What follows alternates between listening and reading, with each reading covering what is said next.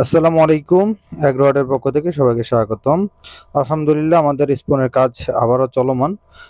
বেশ কিছুদিন স্পনের কাজ বন্ধ রেখেছিলাম কারণ প্রচণ্ড গরম ছিল।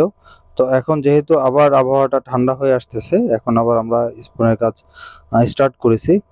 তো আলহামদুলিল্লাহ আমাদের রেগুলারই ২০০ থেকে ৩০০ স্পন আমাদের প্রোডাকশন হচ্ছে এবং রেগুলার যেটা আমরা স্পন প্রোডাকশন করতেছি রেগুলার স্টিম এবং ইনকুলেশন কমপ্লিট হচ্ছে। তো আলহামদুলিল্লাহ খুব ভালোভাবে স্পনের প্রোডাকশন কাজ চলমান আছে। এখন যে স্পুনগুলো আমরা বানাইতেছি সেগুলো প্রত্যেকটা ১ কেজির স্পুন। আশা করি এখান থেকে আমরা ৩৫০ থেকে ৫০০ গ্রাম ফলন আমরা পাবো। তো আমাদের স্পুনগুলো আমি যদি একটু দেখাই আপনাদেরকে কতটা টাইট হইতেছে দেখেন। আর স্পুন বানানোর সময় টাইট রাখাটা কিন্তু খুবই জরুরি।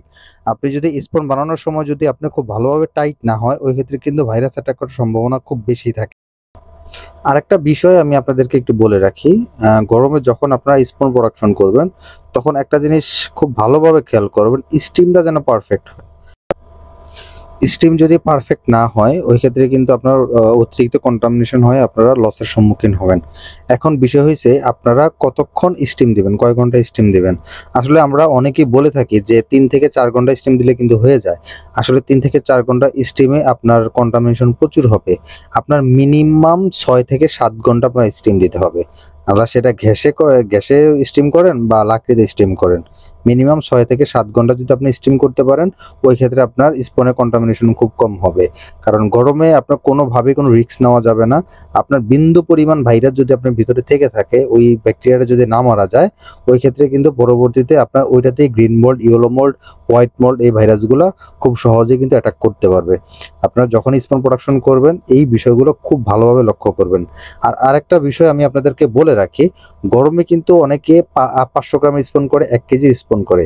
আপনি কোন সাইজের স্পনটা করবেন সেটা আপনার চাষঘরে আপনার টেম্পারেচার কত রাখতে পারবেন সেটার উপরে কিন্তু ডিপেন্ড করবে। আপনার চাষঘরের টেম্পারেচার যদি আপনি কন্ট্রোলে রাখতে পারেন, ওই ক্ষেত্রে আপনি ১ কেজির স্পন বানাতে পারেন।